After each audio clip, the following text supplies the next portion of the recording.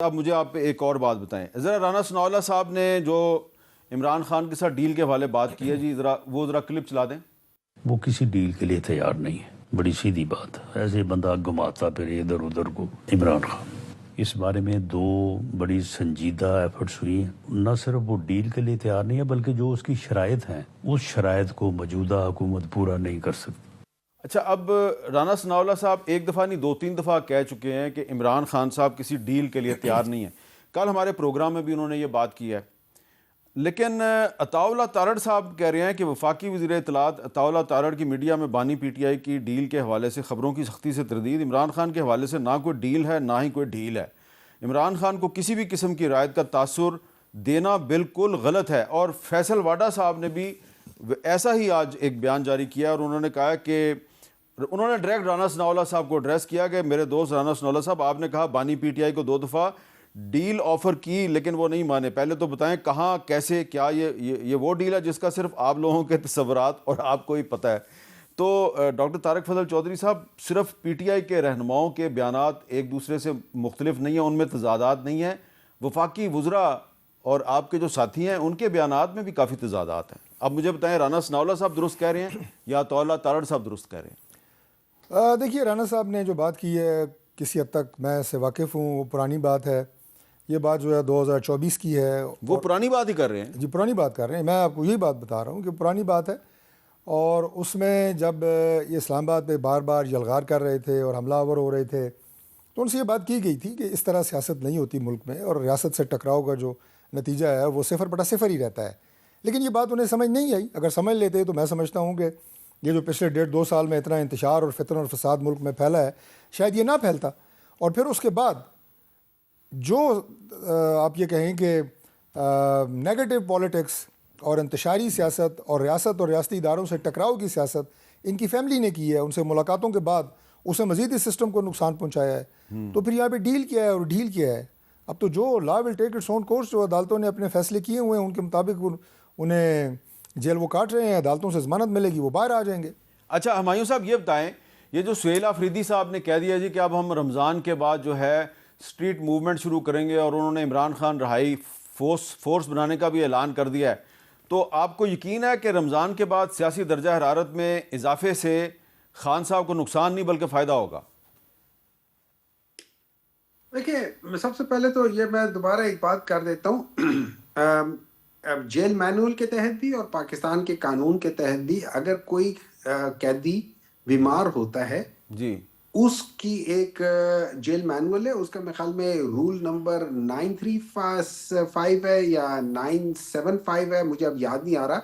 उसमें यह है इंटीमेशन टू द फैमिली, और फैमिली को डिफाइन किया एज पर लॉ या उनके बीवी बच्चे बहन भाई, इनको उन्होंने कहा है कि उनको वहाँ होना चाहिए ड्यूरिंग द ट्रीटमेंट। कोई भी नहीं था। बाकी रह गई बात Imran Khan as opposed to many other political leaders, वो पाकिस्तान में अपना इलाज कराना उनको अच्छा लगता है। वो पाकिस्तान से बाहर भागने की कोशिश नहीं करते और वो करते, और इसमें कोई बुराई नहीं है। जो ये बात कर रहे हैं ना कि वहाँ पे कहा हुआ था, देखिए इस तरह ये इमरान खान ने कहा हुआ था कि मेरे अपने जो डॉक्टर्स हैं उनको इजाज़त हो, उनमें से किसी को वहाँ इजाज़त नहीं थी मिलने की। हाँ, उनको ब्रीफ किया गया। देखिए, आप मुझे ब्रीफ करो और मेरे सामने इलाज हो या मैं अपने क्लाइंट से मिल के उससे बातचीत करूं, इसमें ज़मीन आसमान का फ़र्क है।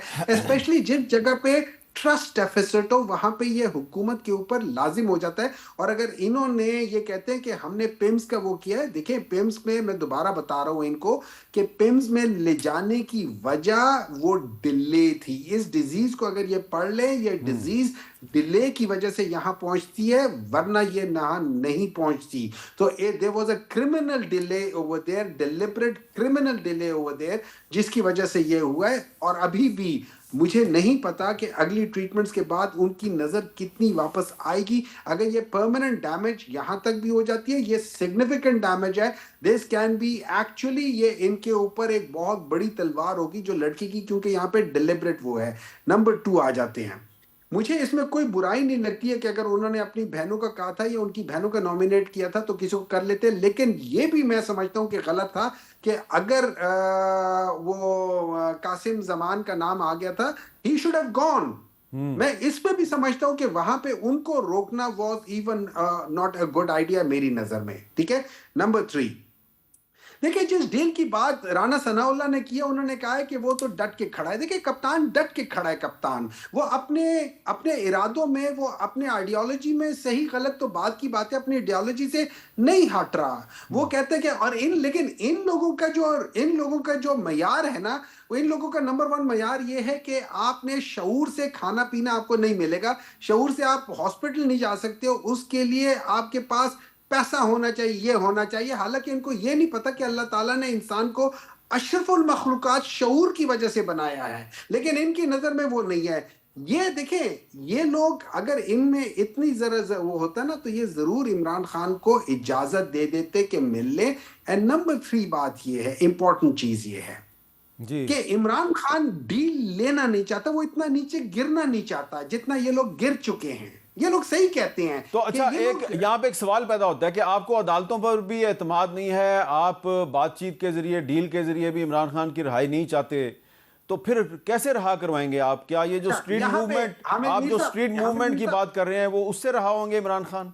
हामिद मीर साहब, आपने बड़ा अच्छा सवाल किया और इसका मैं एक जवाब देना चाहूंगा, और ये शायद हो सकता है बाज लोगों को पसंद ना आए। जी देखिए इस तरह ये है कि अगर पाकिस्तान तहरीक इंसाफ ये समझती है कि हमने इमरान खान को रिहा करना है एंड बिलखुसूस, और उसके साथ साथ पाकिस्तान के लिए करना है, तो हमें सबसे पहले अपने अंदर एक जो इत्तेहाद है उसको कायम करना होगा। हमारे अंदर ये जो डिफरेंसेस ऑफ ओपिनियन है उनको हमने स्टॉप करना होगा। हमारे उसके अंदर जो फैमिली है, लेट्स से बहनों का वो है या फैमिली का है, उनको हमें देखना होगा। हमें जो लीडरशिप है इन सबको बैठ के ये डिसाइड करना होगा कि ये इशू फैमिली का है, इसको फैमिली डील करे, ये इशू पॉलिटिकल है, इसको पॉलिटिकल डील करे, और उसके बाद आप मिल के एक सीट चलेंगे तो तब ये पाकिस्तान का मसला इन जनरल हल होगा। लेकिन नंबर 3 बात ये हुकूमत को समझ आनी चाहिए कि नुकसान इनका दिन पर दिन हो रहा है। इस वक्त आप ये याद रखें 2021 में जो फॉरेन डायरेक्ट इन्वेस्टमेंट थी वो 2.18 बिलियन थी, 2023 में वो 1.9 बिलियन चली गई, 2024-25 में 1.8 बिलियन हो गई, पिछले 6 महीनों में सिर्फ 800 मिलियन है। और इन 800 मिलियन में अगर हम और 800 मिलियन डालते 1.3 बिलियन, चले ये अब आपने जो इन चीज के लिहाज से इनको चाहिए कि ये इस चीज को सीरियसली देखें, और इमरान खान वो पावर है जिसको आप बगैर बैलेंस किए आप आगे जा नहीं सकते। चले तो ठीक है, पे ये जरूरी है। आप कह रहे हैं इमरान खान एक पावर है, लेकिन इमरान खान बजाते खुद शायद पावर है, लेकिन उसकी पावर जो बाहर है वो आपस में लड़ के उस पावर को ज़ाया कर दिया गया, इसका आपने भी एहसास किया है।